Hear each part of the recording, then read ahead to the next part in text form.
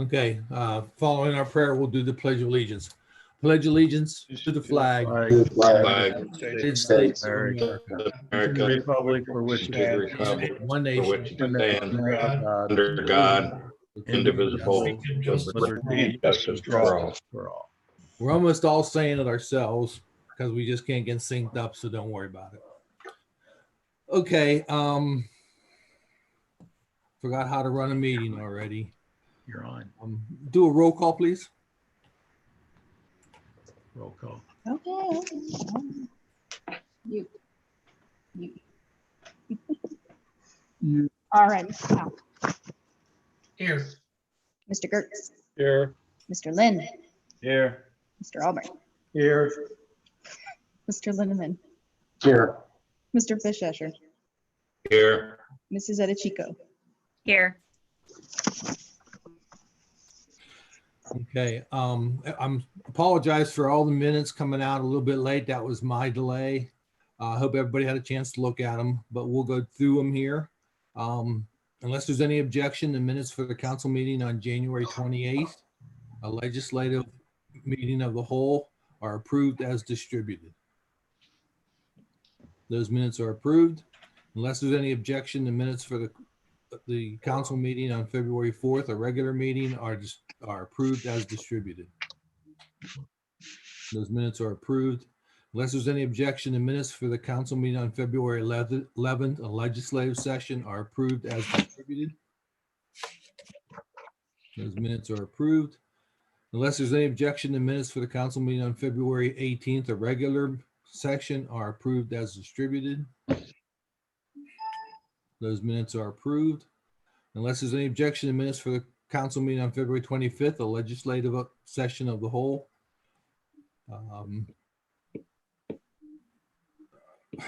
Forgot where it was. They're approved as distributed. No objections, they are approved. Council minute for meeting on March 3rd, a regular session, are approved as distributed unless there's any objection. Those minutes are approved. Our last meeting before this one was a meeting on March 10th, a legislative session, and unless there's any objection, those minutes are approved. Those minutes are approved. I don't think we have any audience participation. Haven't seen anyone. I haven't heard of anyone. Reading of our communications. Do we have any communications? Actually, I forgot to look. Sabrina sent me a little package. Give me just a moment if you want to move on. Okay, we'll go on to the next here. We'll come back to the communications. Council meeting reports. Finance Chairman, Mr. Gertz. Thank you, Mr. President. I think the first thing I'd like to recognize or say, I got in the news, he's on my Facebook, Eddie Biles, a longtime resident, graduated from here and coached, and he ended up coaching, I think, at XU football years ago, and I think he coached in New York and ended up being the head coach of the Houston Oilers. So I think we ought to keep Eddie and his family and our prayers. I think it was last Thursday or Friday that he passed away. So anyway, going to keep him in our prayers, if you will. And further, as far as the committee report, I think everyone received from the Safety Service Director the proposed appropriation ordinance, the permanent appropriation ordinance. As all of you know, maybe the public do not know, we get a temporary appropriation ordinance pending a report from the Budget Commission from the county to approve our budget that we submitted back in July. And it was approved. We're prepared to go ahead and pass our permanent appropriation. I have not had the chance to read it or look at it in detail. I am concerned, as I'm sure most of you are, and I will let the treasurer give the report on conferences that have occurred relative to trying to make sure we have adequate financing. But I think we need to compare that with his report and Sabrina's report about the situation. We don't want to end up, at least I don't want to see us ending up, as unfortunately the city of Cincinnati I believe they had to furlough about 1,700 employees down there, and I don't want to see that happen in Reading. So we are looking into backup methods of trying to protect it. So far, it's my understanding these reports will come through from the proper people tonight. But I'd hope that we look at our permanent appropriation and bring that in line with that. Even though we may have been gotten a approval of a budget from the Budget Commission to appropriate a certain amount of funds, I think that it's appropriate for us to remember that even though the money has been approved by the Budget Commission in these trying times that we're in, we may have to adjust that appropriation to meet what we actually believe we might receive rather than what we're permitted to appropriate. It gets a little tricky when you get in a situation where you have something that we were anticipating as larger revenues, and now they may not be there by the time we get into summer and the fall. Along with that, in the Finance Committee, in our discussions, I became aware that the FEMA fund has a money that goes in there from grants, and we do. I think Randy and Don, as a Finance Committee, we should meet. I had some casual discussions with the law director, but I believe we need to set up a separate method. Those monies I don't think belong in that fund, and I'd like to look at how those are being spent appropriately. I think we do need to do an appropriation out of a new fund that would be created for grants or something of that nature. I'm sorry that we're in the situation we are. I think we all got to keep praying hard. I compliment the president and the vice president and the task force of what everything they've done to keep our country safe. I think that we have to be appropriately looking towards, and praying hard that we get out of this, because I don't know how we're going to pay $2.3 trillion back that quickly, and we need to get our economy going. So we need it here locally for the city of Reading for people to get back to work, and we need it to be able to appropriately pay our employees. So I don't have anything else to report at this time. I may have some other comments during the meeting, though. So thank you. Any questions for Mr. Gertz? Thank you, Mr. Gertz. Utilities, Lands, and Buildings, Chairman, Mr. Lindeman. Thank you, Chris. Can you hear me okay? Yes. Good. I talked with Bennett Kotler on the Milk Creek bench project. The last time I talked to him, he thought that he was going to be able to start moving dirt by the end of March. Now he's saying that it may be the end of May before they can get started. He's saying it's weather related. He also said that Gorman Farms are interested in some of the soil. He's going to investigate that further, but he didn't have anything more to say about that right then. Back to what Mr. Gertz was talking about with finance.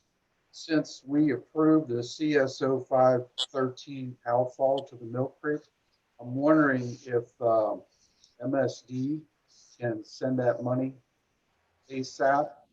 I'm not real sure how they do that. Maybe you would know, Mr. Gertz, when you get this is going to be $100,000. Can they send that money immediately?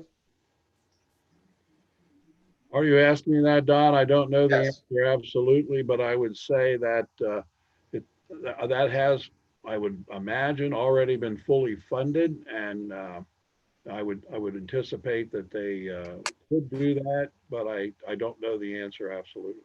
Okay, well, they're not. They say they're not going to start construction until May, but as you know, they've already painted lines. Anticipating what they have to do. They're always talking about cutting some trees down near the stadium. Anyway, since maybe a lot of people are like my wife and I, we're taking advantage of this time and cleaning out. And I felt sorry for the recycle bin guy the other day because I had it full of paper. But on the other hand, it's a good thing for recycling. So if you're cleaning out, keep that in mind. If you're not on setup to have it picked up at home, there's 8 big containers down by the stadium that you can drop it off. And with a little extra effort, that would help the environment. With that, that's all I have tonight.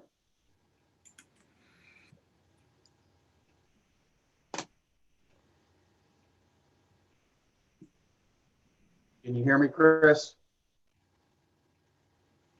I think we lost Chris somewhere. You did lose me for a second there. That was my report, Chris. Thank you, Don. I had heard that. Zoning Plan and Environment, Chairman, Mr. Powell. Thank you, Chris. I have no report this evening as far as zoning, planning, or environment, but just wanted to pass on our condolences to the Biles family and mention that actually our house is actually the house that he lived in here in Reading, up here on Maple Drive. So that was a kind of an interesting little tidbit that I was sharing with my wife when we saw that he had passed away. So. All right, thank you, Mr. Powell. Laws and Contracts, Chairman, Ms. Edichico. Thank you. I don't really have much to report right now. Obviously, with everything going on, there's hasn't been any contract negotiations between the city and the school regarding the stadium. Mr. Ross is working on breaking down the cost to maintain, but this isn't a top priority right now. So but just hopefully this quarantine and everything will be over soon, and then we'll have to resume work on it. But hopefully in the fall, there'll be a football season and life will return back to normal. But right now, it's just kind of a waiting.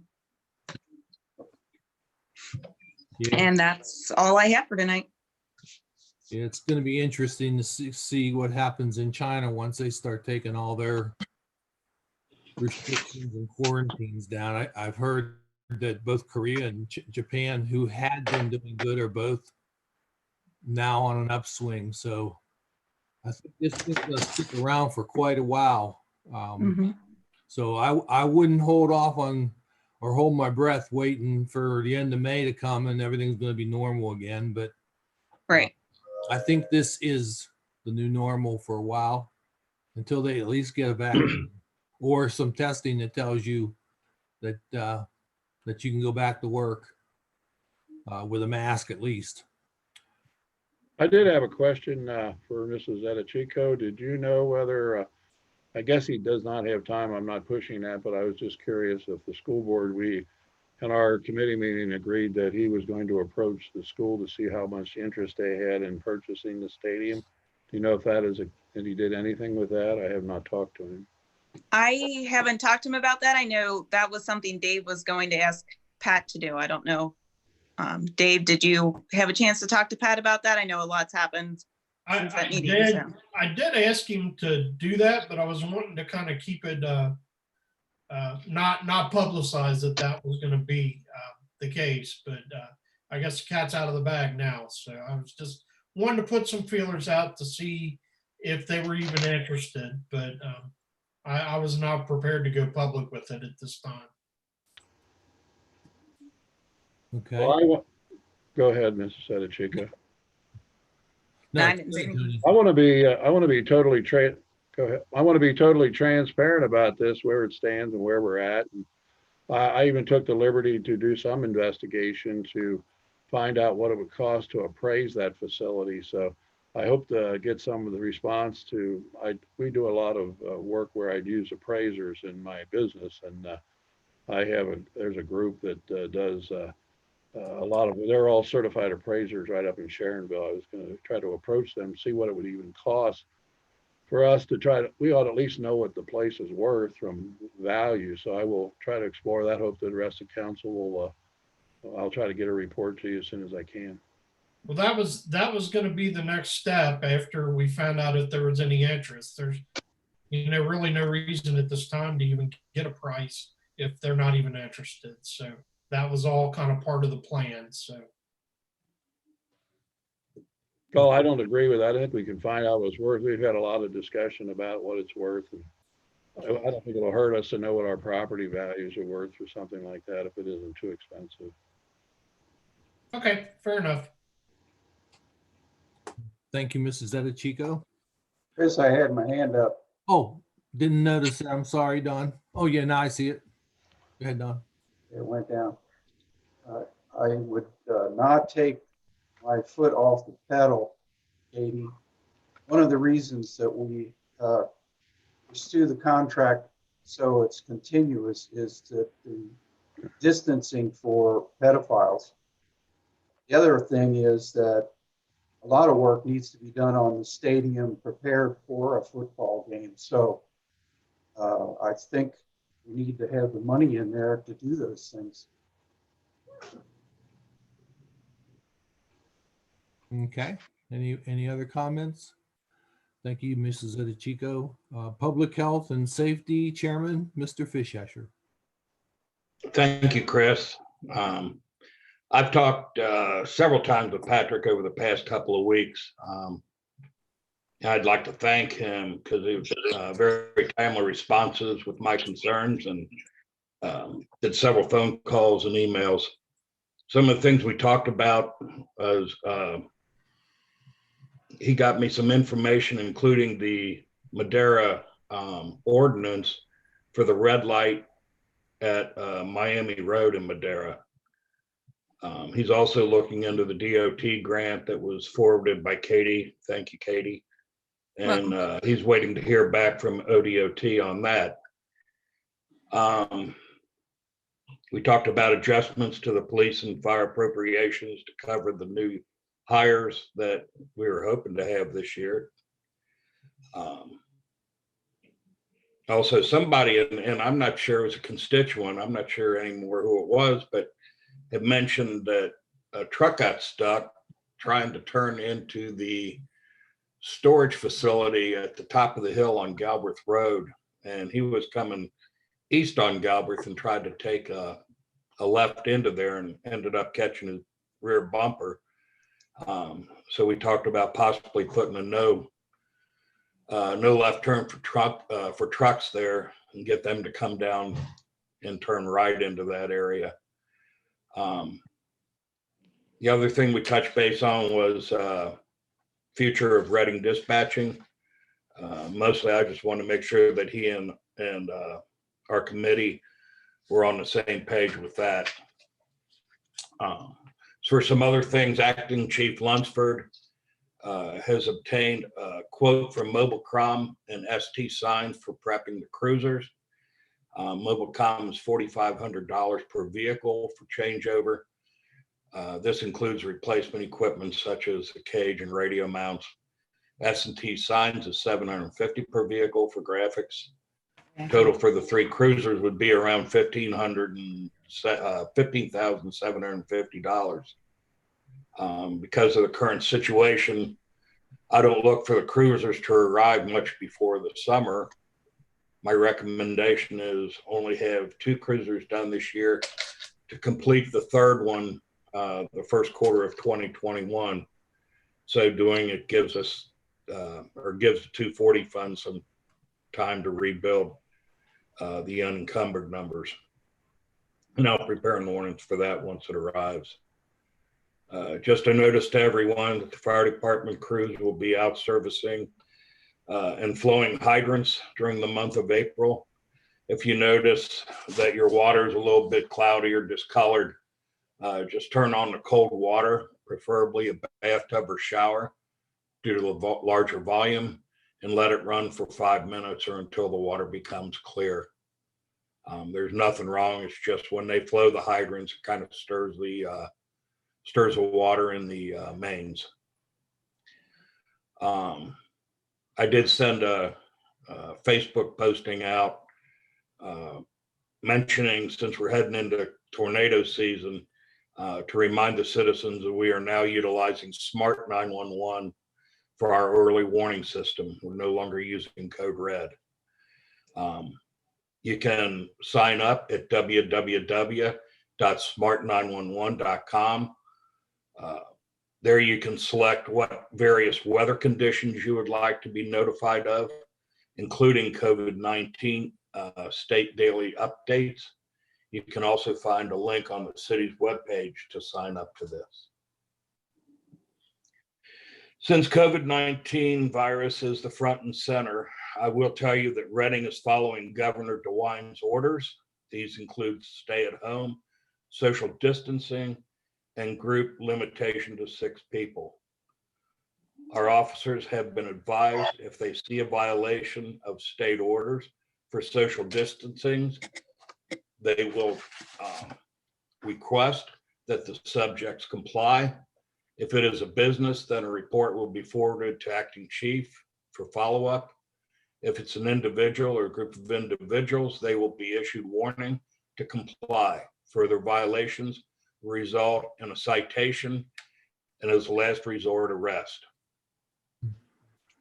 Also on the fire side, if you think you're symptomatic, please call your primary care physician.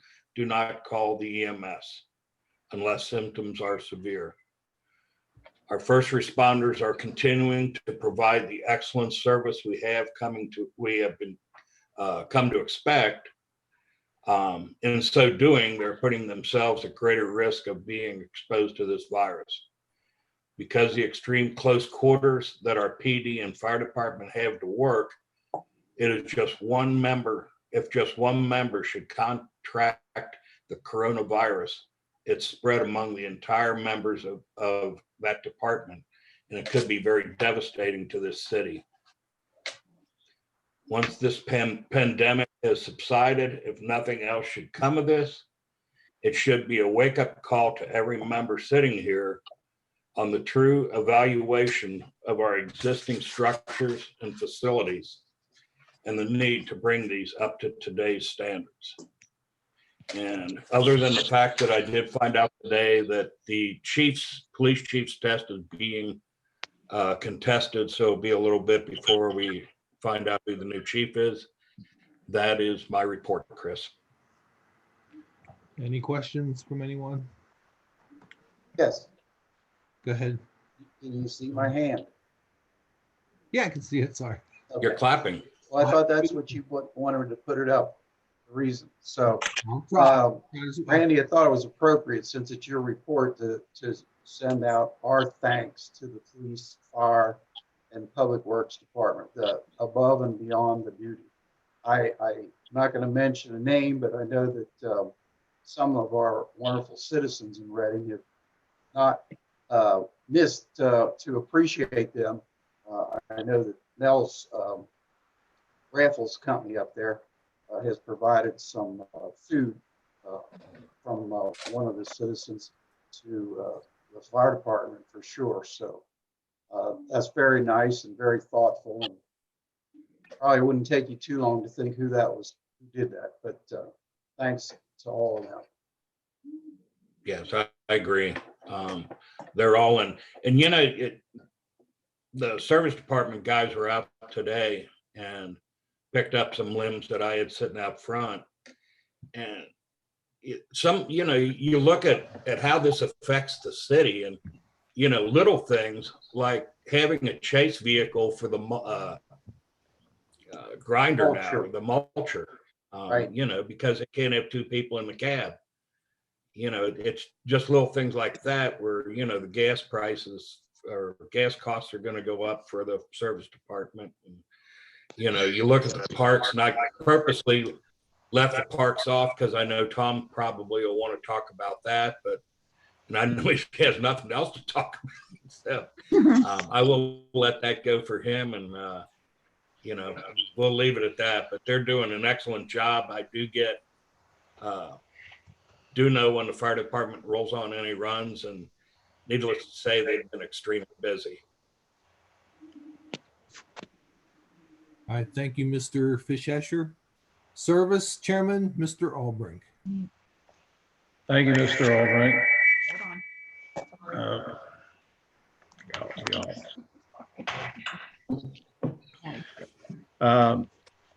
All public works personnel are wiping, cleaning, and sanitizing their vehicles, their equipment, and their facilities each and every day, and maintaining their awareness about distancing. The service department has chosen to have half the crew on one week and the other half on the next week, again, to try to keep from getting too many people together too close. So they are trying to, again, be aware and try to stay within the norms that have been requested and required. The mulcher has been out picking up branches like Randy has noticed or said. Apparently, a lot of the people around town are using this time to trim up their yards and make them look nice. And the little bit that I've been out driving through the city, I've seen a lot of big piles, and but they're still being taken care of, which is good, because it does again help everybody keep their properties in good shape. Street sweepers have been cleaning the streets, and again, we've repaired lots of catch basins, and the city crew did remove the water meters from Central and Hilltop schools. I haven't been by Central to see if they started. They're supposed to start, what, the 16th to take it down? So I don't know if they've actually started. I know there's some equipment down there. But again, we're trying to keep up our services, but doing it in a safe way. So that's my report for this evening. Okay. Thank you, Mr. Albrink. And Recreation Chairman, Mr. Lynn. Thank you very much. I would like to talk about the Hamilton County Public Health stay-at-home order. As all know, that the play toys, drinking fountains, bathrooms, they're all closed at the parks at this time. The parks are open for walks, but we're asking you to stay the 6-foot distance from anybody that you're not walking with from your home, household. The basketball courts are closed, so if police see people playing basketball, they will break that up. You could possibly be ticketed. So we're asking you to comply with those orders. So please, the parks are cooperating with the stay-home order. As you saw, the tapes around some of the play toys and the equipment. So trying to keep people off of that. So we ask that people respect that and respect the stay-at-home order and use the parks for walking and different things like that.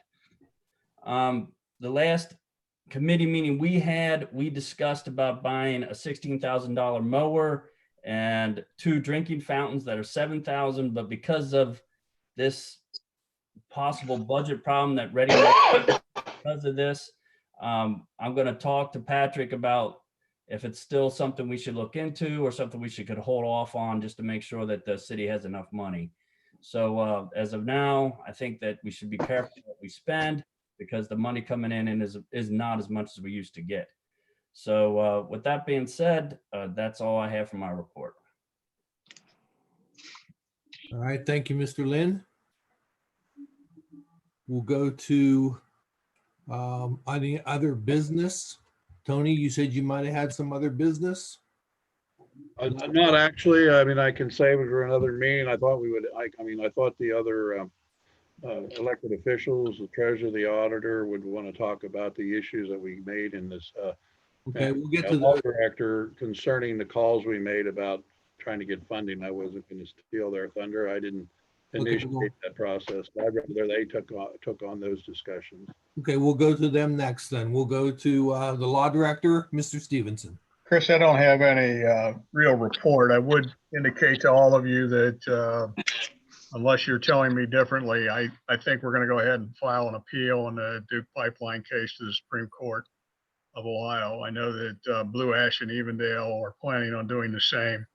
And NOPE will probably be, shall we say, leading the charge with most of the work on that. So that's the plan right now. All right, That's all I have. very good, thank you. And Mr. Stevenson, did you hear anything from that gentleman who was going to do a resolution? Joe Braun, is it? For the issue about the school? I have not heard from him. I'll try and get a hold of him tomorrow, Tony. Okay, thank you. Thank you, Mr. Stevenson. Treasurer, Mr. Gertz. Sure, thanks, Chris. Early this morning, I emailed a copy of the March income tax receipt summary to everyone. Hopefully you've had a chance to look at that. March didn't end. I won't go into a lot of detail here, but overall, in March, we collected $586,771. So overall, compared to last March, we were $21,603 ahead of last March. And then year to date, we sit at $1,877,141. So we're running $121,366 ahead from last year's numbers, or 6.9%. Now, the big question, and we've had some other calls, several different members have had some other calls over the last couple, 2 or 3 weeks about the funding, and I'll let Sabrina talk about this as well. But and to be honest with you, I did not get an update today as to where we are month to date for April. But if you take a look at that report that I send out, you'll see that April is a huge month for us. Last year, we took in almost $1.3 million just for the month of April. So that's the big month. And with the delay in people paying taxes and everything else that's going on right now, we're not quite sure what that impact is going to be at this juncture. We have talked to several of our businesses in Reading, and when you look at our top 20 employers, most of them are sitting pretty well, to be quite honest with you, the top 20. There's a few that are going to be furloughing some of their employees, but all in all, they'll continue to be paying their payroll withholding taxes, which is good.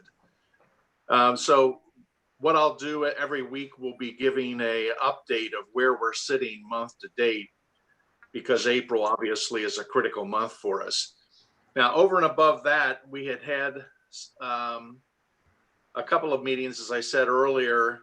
Dave Stevenson, Tony, chairman of the finance committee, Sabrina, myself, and the folks in my office, we were looking to the future to try to get ahead of the storm, if you will, in the event that we would not have enough money. I mean, when you look at our monthly expenses, just payroll alone on a monthly basis, and Sabrina, correct me if I'm wrong, but it's a little over $400,000. Now we've got. Did you say something? Nope, that's correct. Yep, I was agreeing with you. Oh, okay. So, right now we're sitting okay in terms of being able to move some funds around and that sort of thing. But to get ahead of the game, if you will, here, we were also taking a look at, we talked to our 2 primary banks. Sabrina talked with Fifth Third Bank, and I'll let her talk about that. And I talked with US Bank, and we were talking to them about short-term loans, bonds, et cetera, in the amount of about $3 million. What would that look like? How long would it take to acquire something like that? And what would the interest rates be? How long would we have to pay it back? That sort of thing. So, and we did get a response, and this was very, very preliminary, as Sabrina will echo as well.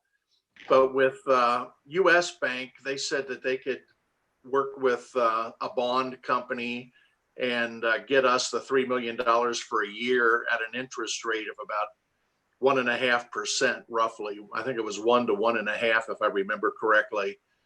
But it would take about a month to get that through the works. So, and I'll let Sabrina talk about Fifth Third Bank. So we're trying to think ahead just in case if we would need some additional funds to keep the city, fully in motion here with all of our employees, et cetera, et cetera. So, and obviously taking care of the distribution system for our water, and all of the other expenses that we have. But anyway, that's kind of a very high level. And just to let everybody know that we're kind of looking at this to get, one step ahead of the process here. Hopefully we don't have to go down this path, but we're at least exploring it just to see if what the possibilities are, what the timeframes are, et cetera, et cetera. So that's what I found out from US Bank, and I will keep everyone posted on our collections, on a minimum on a weekly basis. So I was hoping to have some numbers here for you tonight for the first 6 or 7 days here of April, but I didn't get those numbers yet. So I don't have that to share. As soon as I get that, I'll share it with everybody. And that's all I've got that I wanted to bring up, unless anybody has any questions. And then I can let Sabrina talk about, from an auditor standpoint, what's going on in her conversations with Fifth Third Bank. Okay, one question for you, Mel. Do you know what the dates are for income tax? Is Reading still going to be April 15th?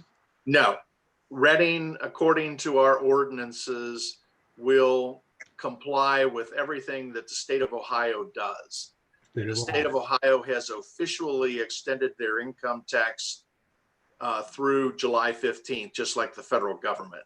Okay. So our taxes officially are now due July 15th. However, and Patrick helped us with this, we got a notice on the cover page of our website alerting people to what's going on with taxes.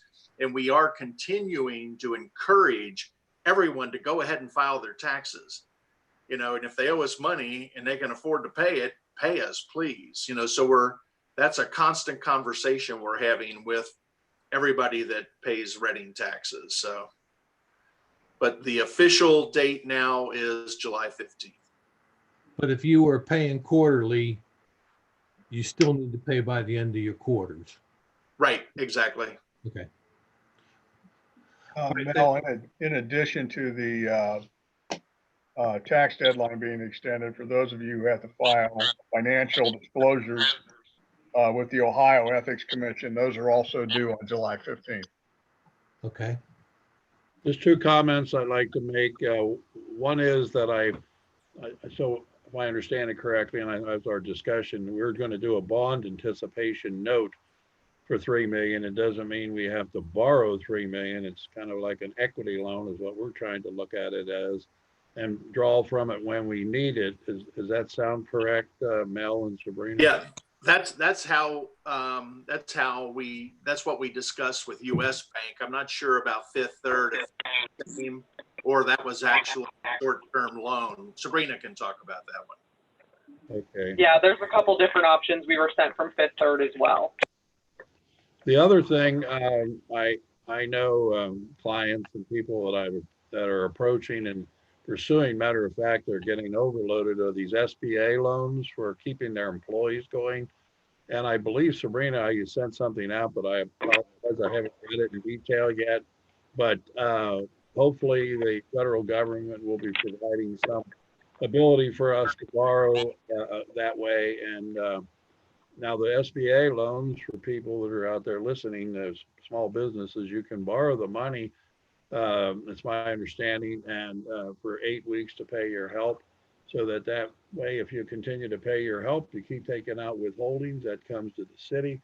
And at the end of the period, if all things go well, they're going to forgive the debt. That's what I'm told. So I hope that all pans out to be correct.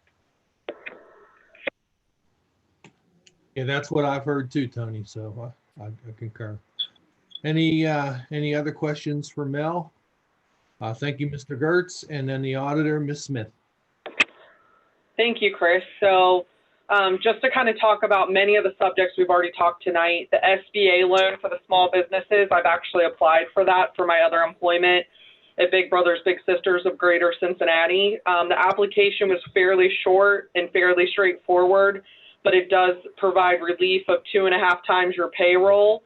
And the goal for us as an agency is not for it to be a loan, it's for it to be a grant and get that reimbursed at the end. So I think we're on track to do it. It's to keep up with retention of your employees, and talking with many different people in the state, whether they're finance officers or work at the state's office, or work at other municipalities. What I found is that hopefully there's going to be an option for the local governments to tap into it. I did forward some of the people that have been on our conversations about cash flow information, talking about how unless you were a city greater than 500,000, you weren't going to receive, as of now, today, direct relief, and that the state would be charged that money and given to you with the charge of kind of trickling it down. So it'll be a very interesting couple of months to kind of see where it is. So as soon as I've been getting something, I've been passing it off, as so has Mel. I know that the administration hopefully is looking at all that too. I've had several conversations with Patrick about stuff with that. So, you know, just to echo what Mel said and Tony said, and Dave said, you know, we've all had these conversations about cash flow. Patrick's been on the call as well, Chris as well. And we're working to see what the month of April looks like. So right now we have $560,000 between the general fund and city earnings tax fund. So this is where a big chunk of our payroll comes. And for the month, it is about $400,000. But we only have one more payroll within April because of the way the dates fall. And I do want to remind everyone that May is a 3 pay period month. So believe me when we say, you know, Mel's side's working on seeing what's coming in, and that's without any money coming in for April because it hasn't been transferred over to my side yet, that we are at 560 for our, like, kind of our 220 and our 101. So that's like our general fund money. And mind you, I'm sitting on a stack of bills to pay that are normal payments for the month. So just kind of note that, and we'll definitely be monitoring that as we go. And of course, I'm going to be sending this out to that group minimum so we can kind of just monitor and make sure like where we're at with money as well as the income side from Mel. You know, talking with the auditor's estates office and the treasurer estates office that actually reached out to me, or I reached out to them. I want to make sure that we're not missing any funding, any grants, et cetera, kind of like the SBA, you know, loan grant process, because that's going to be super important for our small government here. So I think that, you know, as we go through, I'm asking, I asked them to be able to provide a 1-pager to us to kind of talk about those bullet points if anything comes about. The way the SBA loan is, you know, like our relationship manager from Fifth Third is also my relationship manager at the nonprofit I work at, and they were able to provide me everything from A to Z that I needed to apply for that loan. So it should be a quick turnaround process. So I'm hoping the same thing will be given, hopefully, to these local governments if we're in need. In full disclosure, our relationship manager with Fifth Third, he wrote us on the 27th of March, and, you know, they've been getting a lot of related inquiries of lines of credit. So they kind of did a 13-week cash budget thing that I could fill out, or we kind of used the one that we have, some of their own version, which we're happy to use instead, he said, and it kind of takes 3 weeks to a month to turn around that money. Interest rates are historically low, just to echo what Mel said, but this was, you know, 3 weeks to implement a line of credit and a resolution of some formal city council action approving the new debt will also be needed prior to closing. Basically, you know, we kind of talked about the $3 million number, and, you know, I also asked him if he was aware of any kind of grants, and he's not specifically aware of any grants for municipalities at this time, but he suspects that, you know, a new federal bill will have some provisions for local governments. So that's kind of the update from that kind of section. But I also want to let everybody know that the auditors for Plattenburg, which represent the state of Ohio, are here Monday through Thursday.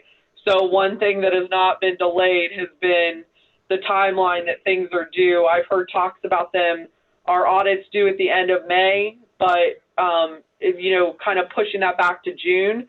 The problem with that is that everybody that asked for an extension January through March already has that time blocked off for their audit in June. So it's been pretty interesting around here. Everybody that's asked for things, they can either call them or email them, the auditors do, and they drop them outside the caucus room door. We wipe down everything every day. Instead of up to 5 people here, they only have 2 people here.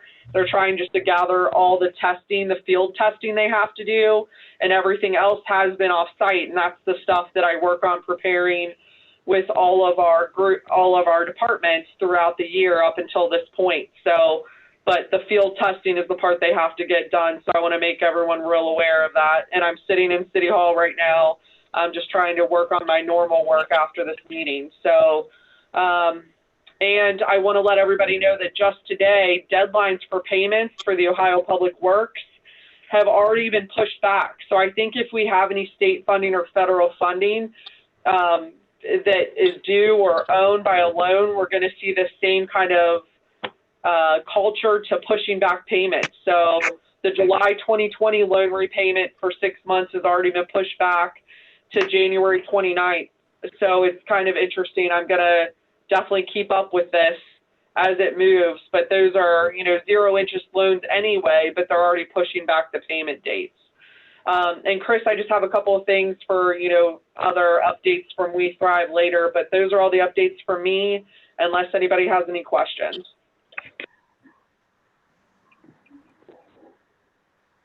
All right, thank you, Ms. Smith. Why don't you go ahead and, no, I'm going to go ahead and go to the resolution first. We'll go read our resolution. Has everybody read this resolution? Yes, yes. Yes. So we can just do title. All right. Resolution strongly urging the Ohio governor and members of the Ohio General Assembly to restore the local government fund to pre-recession levels. I thought this was a pretty good. Motion to suspend the rule, requiring a second and third. I'll second. Motion made by Mr. Fischescher, seconded by Ms. Edichico to adopt the resolution. Roll call. No, suspend the rules. Suspend the rules, I'm sorry. Suspend the rules for second and third reading. Roll call. Mr. Powell, Yes. Mr. Gertz, Yes. Mr. Lynn, Yes. Mr. Albright, Yes. Mr. Linneman, Linneman, yes. Mr. Fischescher, Yes. Mrs. Edichico. Yes. Motion to adopt. Second. Motion made by Mr. Lindeman, second by Mr. Powell to adopt the resolution. Roll call. Mr. Powell, Yes. Mr. Gertz. Yeah. Mr. Lynn, Yes. Mr. Albright, Yes. Mr. Linneman, Yes. Mr. Fischescher, Yes. Mrs. Edichico. Yes. That resolution is adopted, and the resolution number. 2020-15R. Thank you. Why don't you go ahead and start, Ms. Smith, our other business? Thank you, Chris. Lots of things have been going on with We Thrive Reading, and other things have come to a halt, of course. But I wanted to let everybody know that a Reading family repaired a bench at Canic Park with the city permission, of course.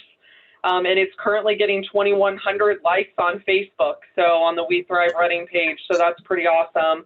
They stained it and kind of, you know, took up the rotted wood and kind of constructed a brand new bench for us, which has been awesome. And then Brad Horn with Reading Feed Mill donated flowers and a lot of the city flower pots, not to replace Adopt a Pot, but just to kind of give an early start, just to like pretty up the area. He said, you know, with everything going on, he just thought it might brighten people's day that are walking by or essential employees that have to drive around. But I just want to let everyone know this doesn't replace Adopt a Pot. And then there is a pot by the stadium when I've been on walks that somebody put a bunch of pretty tulips in and a couple of Easter eggs in it, and it's super pretty. So just once again, you know, our community being awesome. And then starting this Friday, we're going to roll out a new bag challenge. And for those that don't know that, it's basically you fill up a trash bag on your walk of any kind.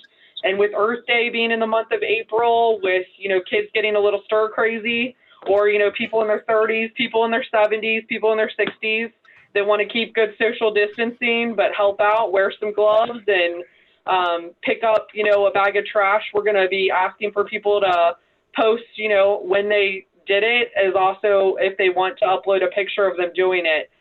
So we're going to start that this Friday. And once again, here's a collaboration, of families working with a group in Reading, working with our city directly.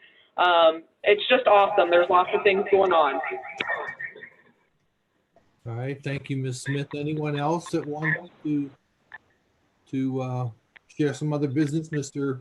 Gertz, did you have something? Well, the only other thing that I have, I want to wish everyone a happy Easter, and let's hope that the curve for this coronavirus is actually making its turn. I understand in New York, it is a positive, but there's still many deaths there, but there are fewer deaths now than there were daily. So wish everyone a happy Easter and a great Holy Week. And for my good friends that are in the Jewish faith, Passover starts tomorrow, so we wish them a holy and blessed Passover. Thank you, Tony. Anyone else that want to? Yes. Just, Mr. Lindeman? Yes, I was just going to ask Mr. Gertz if he could investigate that stadium fund. It's up to $110,000. And with Mr. Lynn looking for a $16,000 lawnmower, a lot of that grass, I'm sure, is cut by us. So maybe if you could check into it and see if that's where he might be able to get the money for that lawnmower. Okay, I can look into it as well, Don. Finance Committee can check it. Thank you very much. Nice. Good suggestion. Anyone else? quick question for Tom. The pool opening, has there been any talk of delaying that? Well, the signups are the first 3 Saturdays of May.